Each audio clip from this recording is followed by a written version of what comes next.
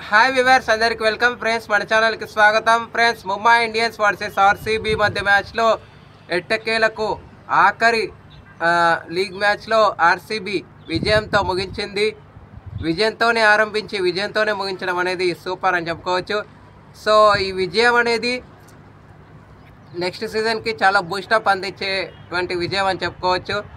So ఎక్కడెక్కడైతే mistakes జరిగాయో అవన్నీ కరెక్షన్ చేసుకోవచ్చు అన్నమాట. సో మొత్తానికి మ్యాచ్ ఎలా సాగింది ఏంటి, ముంబై ఇండియన్స్ ఎలాంటి తప్పులు చేసింది, ఆర్సీబీ చేసిన తప్పుల నుంచి ఎలాంటి కరెక్షన్ చేసుకుంది అనేది పూర్తిగా మనం డిస్కస్ చేద్దాం. So let's move in to the topic. Hi hello నమస్తే my dear HYT creators YouTube channel.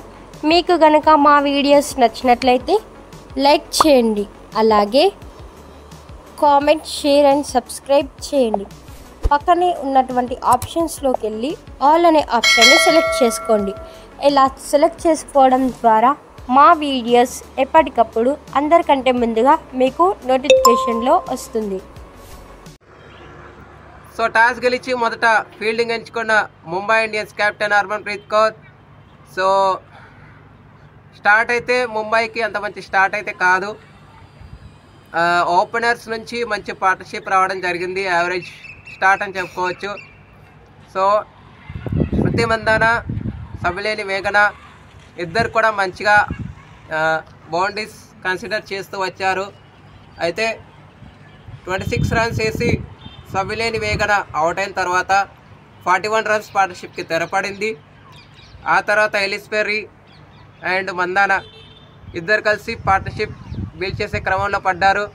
అయితే ఇక్కడ నుంచే మిస్టేక్స్ స్టార్ట్ అయ్యాయని చెప్పుకోవచ్చు. ముంబై ఇండియన్స్ నుంచి క్యాచెస్, డ్రాపింగ్స్, రన్అవుట్స్, మిస్ఫీల్డ్స్ అన్నీ కలగలిస్తే ఓ బ్యాడ్ పర్ఫార్మెన్స్ కింద మారుతుందని చెప్పడంలో ఎలాంటి సందేహం లేదు.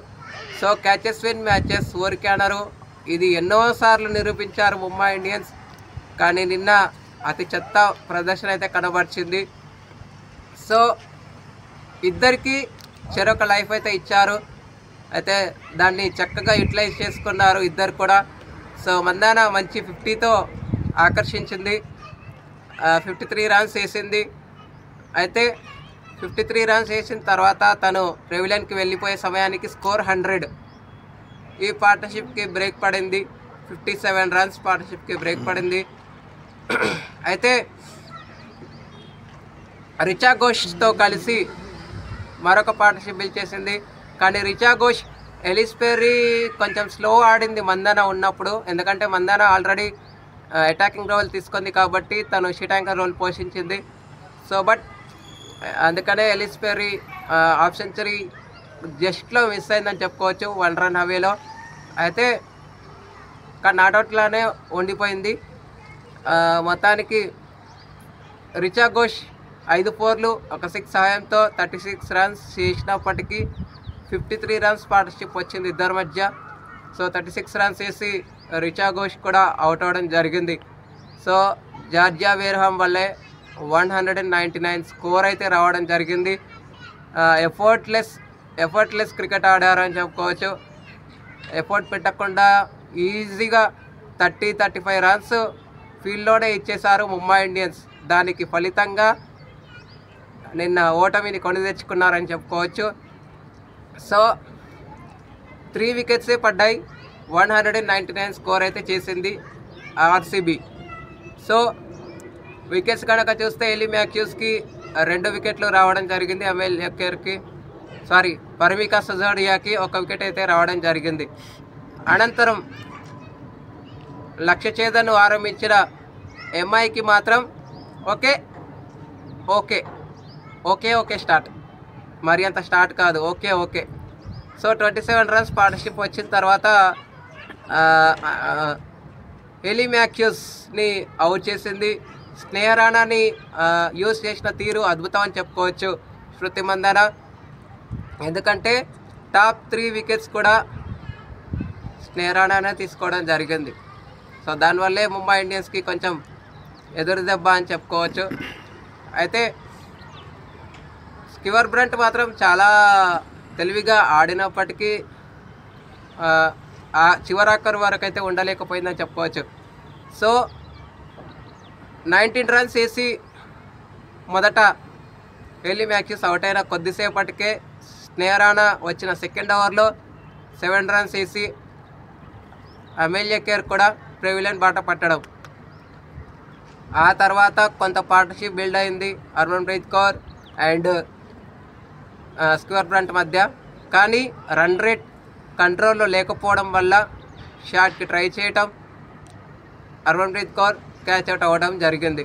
20 రన్స్ వేసి తను వెళ్ళిపోయిన తర్వాత రన్ రేట్ పెరుగుతూనే ఉంది. 17 వరకు పెరుగుతూ వెళ్ళింది. కానీ యాక్సెలరేషన్ మొదలుపెట్టిన టైంలో ముఖ్యంగా ఎలిస్ పెర్రీని మాత్రం చాలా చెడుగుడు ఆడింది. కానీ నేను రన్స్ ఎక్కువగానే ఇచ్చుండొచ్చు, కానీ నా బౌలింగ్లో నేనే క్యాచ్ పడతానని చెప్పేసి తను క్యాచ్ పట్టడం జరిగింది. సో 69 రన్స్కి తన ఇన్నింగ్స్ని అయితే ముగించబడింది. అక్కడితో అయిపోయింది. ఆ తర్వాత వికెట్స్ పడుతూ వచ్చాయి. యస్తికా భాటియా 4 రన్స్ వేసి అవుట్ అయింది.